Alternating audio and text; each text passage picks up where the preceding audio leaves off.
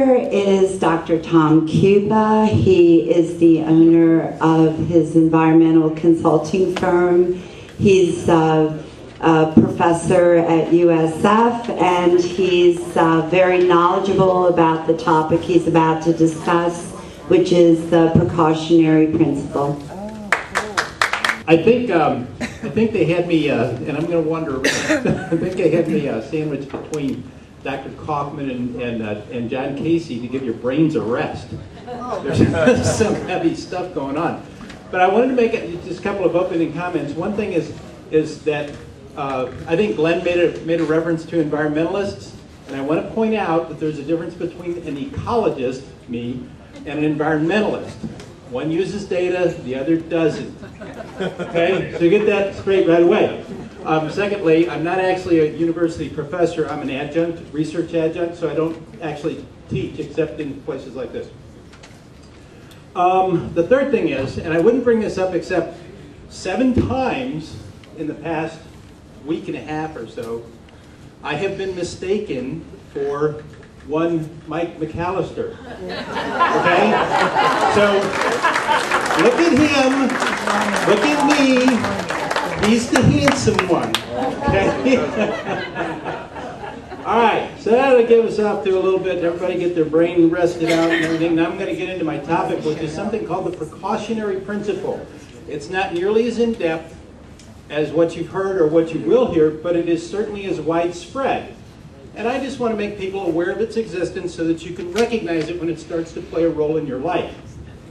We've all dealt with it since we were kids and we're told not to run with scissors.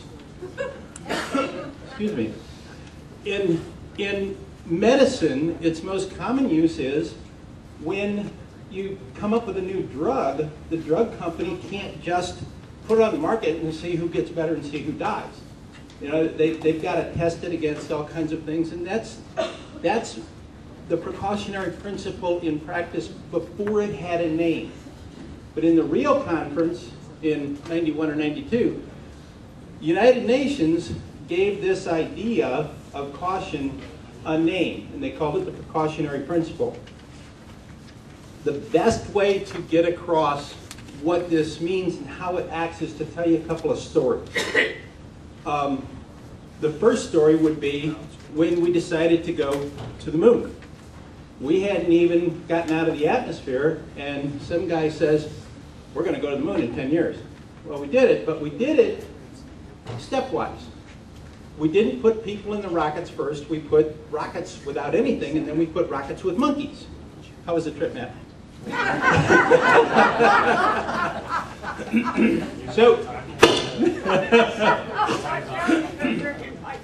So you step forward through science using a certain degree of caution so you don't hurt yourself or hurt the people that you're working with. Now, a couple of stories. We have in the environmental field, and don't hate me because I actually do have a PhD, and don't hate me because I really am a scientist, just take it for what it's worth. In the environmental sciences, in what we do, what I do as a living as a consulting ecologist, we often have to deal with contaminants in the water. Copper is the one I'm going to use today as an example. You could pick 100 others. If we find copper where we're going to build a dock, for example, we have to do special things in order to get the permit to build the dock. The problem is that with copper, it can occur in many, many forms. And I'm not going to go through the chemistry of it. Everybody remembers high school chemistry, probably. But the way it's applied is, if the copper is in the water, or the copper is in the soil, even if it's naturally occurring, and even if it's in one of its non-harmful forms, the theory is it could change into its harmful form. So therefore, we're going to limit the amount of copper that you can have in your pilots or on the bottom of your boat, things like that. The premise is that without data, you need to act conservatively and not take the chance that you might have a problem. Okay? That's the premise of the precautionary principle. We see it most blatantly with the Florida manatee. I've done all the studies, collected everybody's data. The fact is, nobody knows how many manatees there are. Nobody knows where they are or where they go. They've got some tracking data on some of them. Nobody knows what the future of the manatee is. Nobody knows the percentage of the population of the manatee that gets hit by boats. Nobody knows, but out of caution, they have made this species, and now they're backing off of it, but they've had tremendous regulations on things you can do where manatees occur. I love manatees, but I don't like stupid science. What I'm trying to do is take this concept, which you heard John Casey talk about in climate change, and you'll start to recognize this as I go through it a little bit in closer to home examples. It's rampant throughout the entire climate change discussions. Not going to call them arguments, call them discussions. One of the best examples that I have is a couple of years ago I sat on a panel. Is that my timer beeping, or has somebody got a... You made fun of me, didn't you? No, you're... Okay. I was on a panel, and it was an international conference for people in my profession as a professional ecologist. And this young lady had done a study for her thesis degree. And she had gone to an outdoor shooting range. How many people have ever been to an outdoor shooting range? Good, so you know what I'm talking about. Outside, trees around the edges. First thing you do when you build a shooting range is you take a bulldozer and you make a big hill so you can shoot into the hill instead of into the next county, right? Okay. This particular shooting range wasn't all that popular. It was used frequently, but not too frequently, and so it was open a lot. So there's a bunch of other guys, and these guys are called those idiots that ride dirt bikes up and down and fall off and hurt themselves.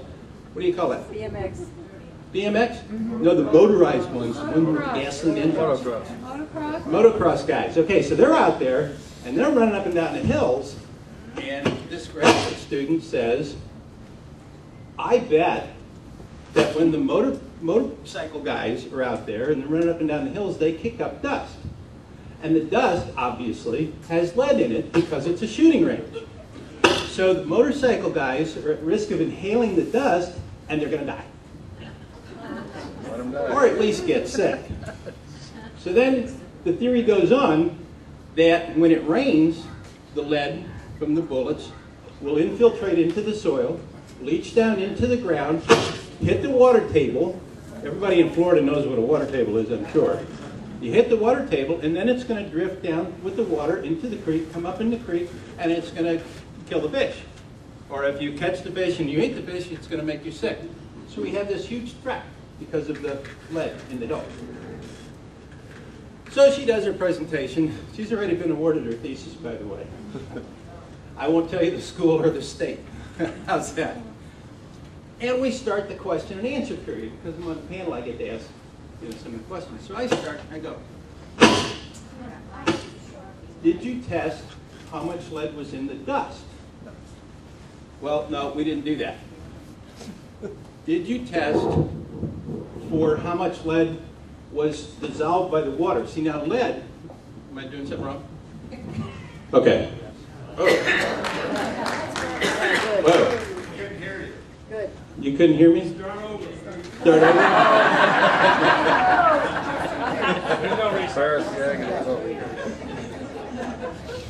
So, I'm going to start where I was. You should sit up front. All right. So, the funny thing about lead is it reacts differently depending upon the type of soil it's in and what is included in the soil, the pH, the water content of the soil, whether the soil has organic in it or whether it's a silica-based soil or a calcium-based soil like we have in Florida. Did you test the soil type to determine whether it was a calcium carbonate-based or silica-based soil? No. Did you test whether it had organics in it? Well, no. Did you drill a hole and test to see if the lead was actually leaching down to the water table? No. Did you get down to the water table and test to see if the water had dissolved lead in it? No. Did you test the water in the creek or any of the fish in the creek? No. Okay, this is the precautionary principle at work. The story of the shooting range and the motorcycle guys and the water and all of that stuff is a good story. and people could get hurt. But if you don't have data, if you work in a data-free environment, you can go ahead and achieve your goal without ever having to do that. And actually, she was successful in shutting down the range and shutting down its use as a motorcycle place, wherever they do that. Bringing it a little closer to home, our consulting company, one of the things we do is we get permits for people to build docks. And we had a dock permit over in Tampa Bay application. And the dock was like at the edge of the seawall here, and the water went down, and then there was sand at the bottom, and everybody knows what seagrass is, right? Okay, and you know you can't touch seagrass. It's sacrosanct. So we went out and we did our thing, and we found that the water depth at the edge of the seawall was deep enough that the grass didn't get enough light and it didn't grow. Now, this canal had been there for like 30 years. So we put in the dock application, and to make it easier on the owners, you know, we put the dock up against the seawall so people could walk out to get to their boat. Okay, I'm not kidding here. The environmental agency said, you can't do that because of the seagrass. I said, what seagrass? They said, you have to put your dock 20 feet off the seawall so the seagrass can grow. I said, what seagrass? And they said, well, it might not be there now, but it could grow in the future. That's the precautionary principle at work. That brings it right on home to, we've gone now from international global climate science to how it affects what you might pay for your dock. Because it ended up costing the client about $20,000 more to build that stupid thing 20 feet away from the seawall. Okay. These are my notes. One of the things that that I get from this, and it's the scary part to me as a scientist, is that once these decisions are made, and I've got 100 examples, essential fish habitat is another one, but it's way too complicated. That would be a 2-day series that I'd have to go in on that one. Once the goal is accomplished of you can't do this and you have to do that, the reason that the precautionary principle undermines science is because you don't need the science anymore. I don't have to go study where the seagrass grows. I don't have to go do a population study for manatees because the rules are already in place. So the precautionary principle, as applied under the UN directives, is counter to the advancement of science and promotes the advancement of dogma and mantra. And to me as a scientist, I found that pretty abhorrent. Since everybody seems to be doing a commercial, I've got a CD out there at the table that's it's called The Evolution of Environmentalism, and it goes through a little bit more of this. Let's see, the last thing I wanted to do, and I think we're trying to catch up on time here a little bit, is as you go through today, and I'm sure you heard a little bit from Glenn and a little from John, and my stuff's not scary, it's just irritating because of people doing what they do. But I talk to a lot of people that go to meetings like this, and they end up coming away with a certain amount of fear of the future. And I would suggest to channel the fear into resolve. Take your fear, turn it into resolve to not let that happen, and create a future that we can live with. Thank you. You have the lunch, and everything starts to slow down, and I'm kind of boring anyway. If I fall asleep, will you wake me up? Sure. Okay. Thanks. I appreciate it. Okay, my name is Mike McAllister. No. Wake up. It's not. Done that again. Okay. Just work this the way regular, just pushing the buttons and all that stuff? He's a PhD. Well, I am, so be quiet. All right, I want to talk about the United States and the United Nations. Now, we've talked a lot about Agenda 21, and I was originally asked to start to look into Agenda 21 by some folks in St. Petersburg. And as I started to look into Agenda 21, I realized I don't really care much about Agenda 21 because I started to learn more and more about the United Nations itself. My position right now is if we totally blow Agenda 21 out of the water and send it back from whence it came, we will be cutting off one head of the Medusa snakes. That's it. We have to get past that. So to start off with, the way my brain works, and don't let that scare you, I want to look at the functional plan of an organization in order to figure out how to make it dysfunctional. Well, more dysfunctional than it is anyway.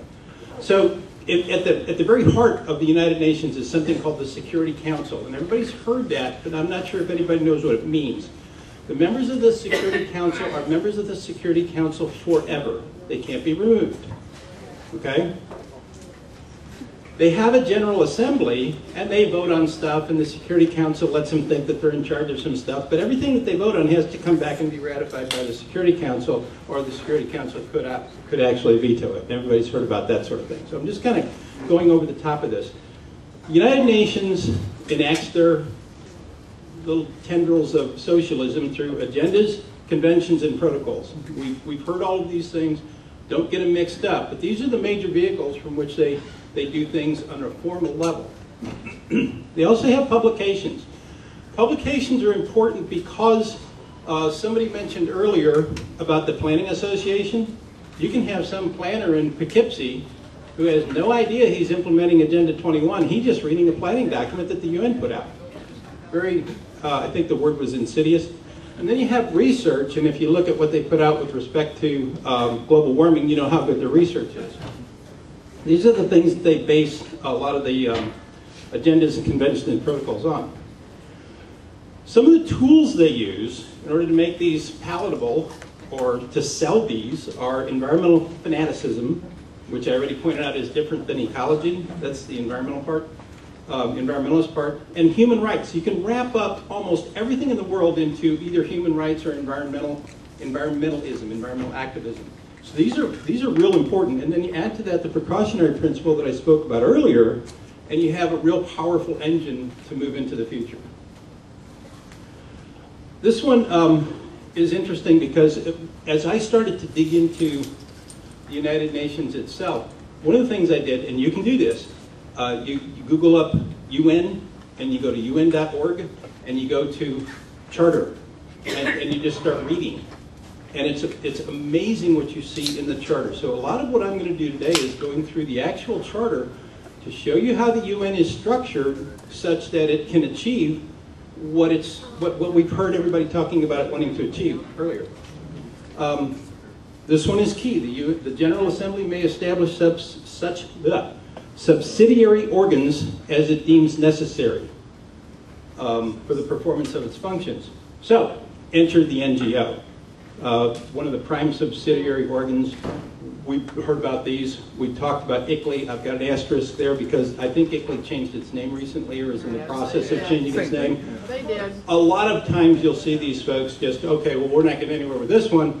Take the same people, the same agenda, the same ideas, put a different wrapper on it, and start selling it new. I think they got that from Kraft Foods. Also, we have ones like the Urban Land Institute. And I picked this one because even though the Urban Lands Institute was created before the United Nations, during the time of the League of Nations, it's become absorbed into the UN. And the Urban Land Institute, I love this, has a proposed to Pasco County that transportation become a utility. Okay, we're not going to get sidetracked on that, but they did. Another one that I am sensitive to is IANSA, the International Action Network on Small Arms. And this is a group based out of, can anybody name a state? Illinois. That is trying to eliminate all small arms ownership in the United States and consistent with the current small arms treaty or the current arms trade agreement that the UN is pushing.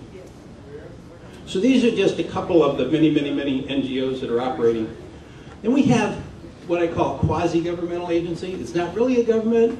It's not really not a government because they act like governments a lot. One is, that's supposed to be World Bank, not Word Bank. Anyway, and then the World Court. Now, if you stop and just think about this for a second, the World Bank, everybody's talked about for a long time, but and how they control the financial structure, but the World Court, there's actually a thing out there called the World Court where people can be tried and sent to jail. I'm not really happy about that. Then you have those member governments who are dictators or very powerful central governments, and they can implement things. We're still on tools of the United Nations.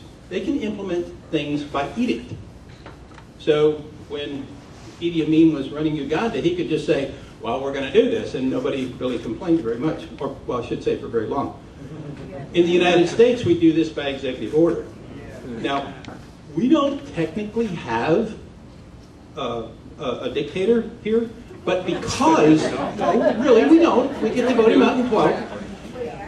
But the fact that the Senate and the Congress don't challenge his executive orders means that he pretty much gets away with whatever he wants. And a lot of the things that you heard reported on earlier are being enacted by executive order and not being challenged. So the difference is technical, but I think insignificant. Why are we different? This is key. When you look at the United States and you say, well, here we are, we're 50 states, and we kind of all got together and said, you know, we're going to make a bigger, better union and all that stuff, and have freedom and happiness and pursuit of whatever it is we want to pursue. Why can't you extend that concept globally, where everybody's happy and we're all living together and it's a wonderful thing, right? None of our business. The United States have joined together of one purpose, one set of principles, one form of government among its members, one goal among many, that of life, liberty, and pursuit of happiness. We've heard about all of that. We have a Republican form of government, a bicameral form of government. The United Nations, remember those 5 nations? That constitutes an oligarchy. The Security Council runs the show. The member nations are not all of the same principles. They're not all of the same form of government, and they're not dedicated to the same purpose. So when people talk with you about why can't the UN or the US model of interstate cooperation be expanded to the global level, this is the answer, because the other guys are not of the same mind as we are. I love this one. This is actually in the Charter. The Security Council shall adopt its own rules of procedure, including the method of selecting its president. Okay? This is key. In other words, in the U.S. Constitution, we have a method of selecting the president that's in the Constitution. In the UN Charter, they can kind of make it up as they go. So if someone falls into disfavor, well, maybe they don't get to be elected. UN Charter, Chapter 2, Article 4. This is going to be a little bit dry and boring, but I told you that at the outset. So, but you need to go through this so you can understand really what the UN has as far as tools and what it can actually do. Membership in the United Nations is open to all other peace-loving states. So, why is Syria a member? Why is Egypt, Iraq, Uganda? Why, Rwanda? How did they get to be members? What's the deal here? Which accept the obligations. In other words, the nation accepts the obligations in the Charter and in the judgment of the organization, key phrase there, in the judgment of the organization are willing to carry out these obligations. Members agree, there's that word again, agree, to follow the principles and purpose of the United Nations. To develop friendly relations, key phrase there, equal rights and self-determination of peoples. Pick any Cambodian and find out if they have equal rights or self-determination. Pick any Muslim nation and ask if there's respect for human rights based on sex or religion within that nation. So again, I would question, why are these folks members of the United Nations? There are mandates. Now we get into the little scary part here. Everybody knows what a mandate is. Mandates amount to authority over members. Remember that members accept the obligations under the Charter.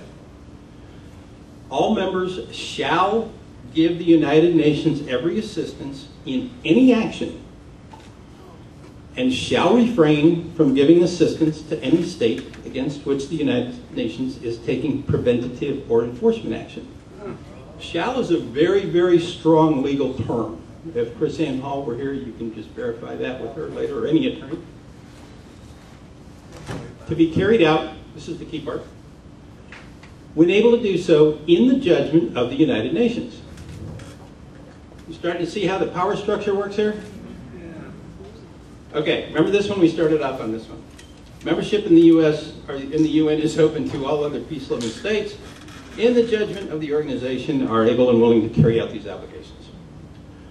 Article 43, all members shall make available to the Security Council on its call armed forces, assistance, and facilities, including rites of passage. I'm not making this up. This is right out of the charter. You can go find it. What about control? Article 2, paragraph 2. All members shall fulfill in good faith the obligations assumed by them. Members shall refrain from actions inconsistent with the purposes of the UN.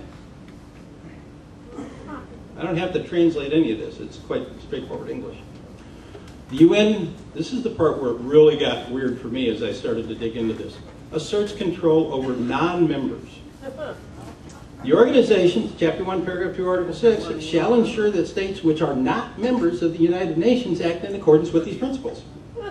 So I guess you don't really have to join.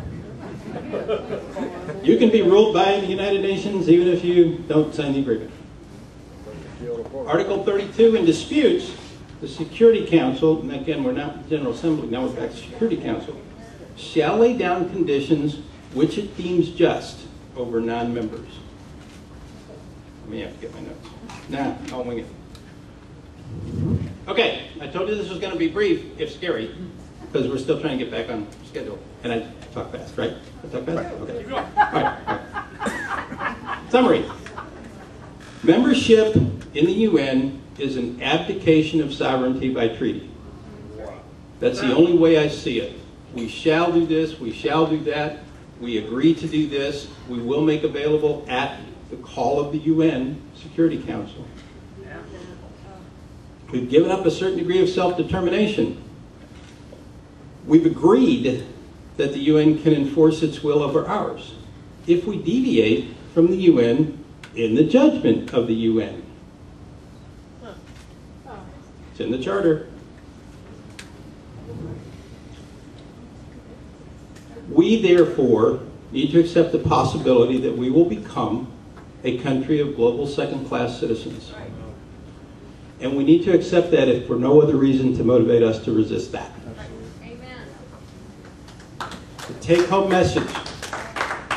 This is the part you take home. Well, take it all home. But this is, I got a lot of response when I mentioned this particular fact to a county commissioner. It was like this fallen face and unbelievable, but it's true. There's an organization, and it's a global organization, which is dedicated to changing the very fabric of America, whether we vote for it or not. That organization is the United Nations.